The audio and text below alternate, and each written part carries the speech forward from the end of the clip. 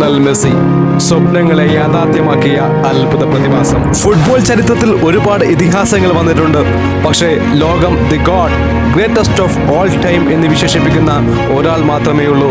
അത് ലയണൽ മെസ്സിയാണ്. 1987 അർജന്റീനയിലെ ഒരു സാധാരണ കുടുംബത്തിൽ ജനിച്ച മെസ്സി കുട്ടിക്കാലത്ത് വളർച്ചയെ ബാധിക്കുന്ന ഒരു ഹോർമോൺ രോഗത്താൽ ബുദ്ധിമുട്ടിയിരുന്നു. പലരും അവന്റെ സ്വപ്നങ്ങൾ അവസാനിച്ചു എന്ന് കരുതി.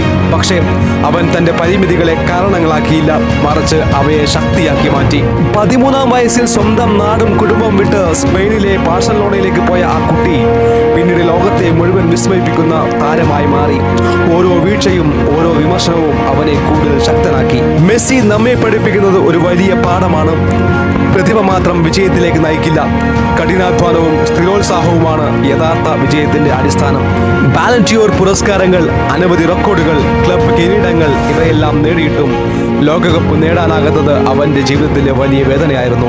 എന്നാൽ അവൻ തോറ്റില്ല. വർഷങ്ങളോളം കാത്തിരുന്നു, പോരാടി. ഒടുവിൽ 2022 ലോകകപ്പ് ഉയർത്തിപ്പിടിച്ച് തന്റെ സ്വപ്നം സാക്ഷാത്കരിച്ചു.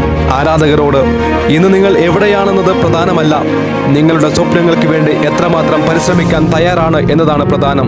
മെസ്സിയുടെ ജീവിതം നമ്മോട് പറയുന്നത് ഇതാണ്: നിങ്ങളുടെ ഉയരം ചെറുതായിരിക്കാം, സാഹചര്യങ്ങൾ പ്രതികൂലമായിരിക്കാം, പക്ഷേ നിങ്ങളുടെ സ്വപ്നങ്ങൾ ഒരിക്കലും ചെറുതാകരുത്.